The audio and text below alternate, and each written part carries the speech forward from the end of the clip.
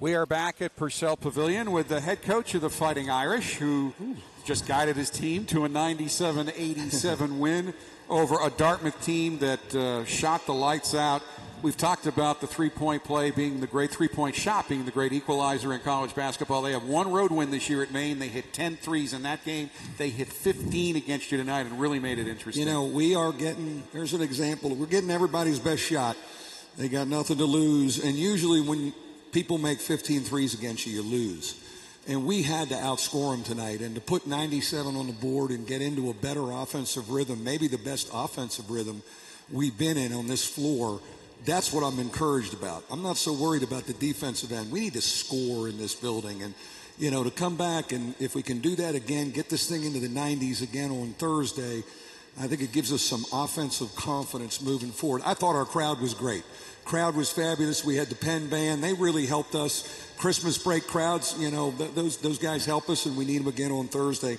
But they had guys making bombs that the stats said they shouldn't be making them, but everybody was feeling it tonight. And we had to score to escape, and we did. Well, Coach, you mentioned that offensive efficiency. Bonzie Colson leading the way tonight.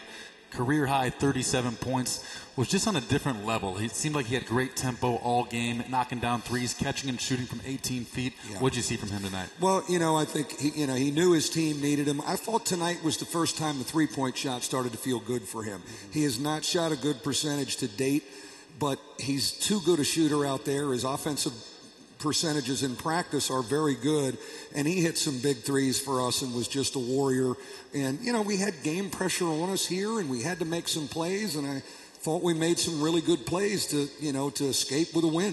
Bonzie, 37 points, 11 rebounds. You don't want to put too much pressure on guys, but to be honest, to beat good teams, Bonzie Colson and Matt Farrell have to lead. Farrell tonight, 22 points, 6 assists, and they both got that look at one point in the game where, you know what, enough is enough. We have to take it over, and they did. And that started about 12 minutes into the game. Yeah, I thought they really started to do stuff, and those two guys are a key for us. If they can get 50 between them every night, that's not bad, and they have the green light certainly to do that. You know, I thought Martin Gebbin bounced back. He didn't have a very good first half. He had a very good second half. Rex Pfluger was fabulous defending and all over the place, 6 rebounds, and he got back into a scoring rhythm again.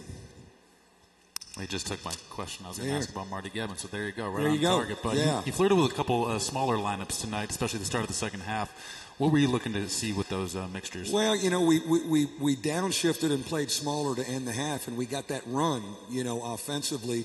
So I thought, let's try and start that way in the second half, and it didn't work quite as well. We came back to Marty, and Marty was probably a little ticked off. He didn't start the second half and played real hard, so maybe that worked.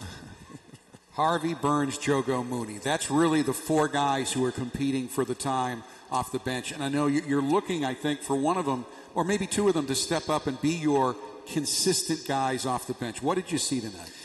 You know, they weren't as good as they were in Indianapolis. And I was disappointed because we're going to need them. And it was a night where we had to ride our main guys. I thought DJ Harvey was pretty good. I thought he had, you know, some good stuff. You know, Johnny and our post defense with our guys coming off the bench, you know, they have to be better for us defending the post, and that's something we got to coach and teach and get back to work with, not only tomorrow, but when we come back from Christmas before we play Georgia Tech. Southeastern Louisiana, preseason, you might be thinking not that important a game, but it's a critical game. If for no other reason, this is just your 5th game in this building this year, and you start the conference season with 2 home games. You have to play well in those games, and I think you need another game to try to get into that rhythm you want to on this floor. Well, one of the things I said, Jack, you know, we talked the other day is we haven't played here much, and we haven't played as well as we played really well offensively tonight.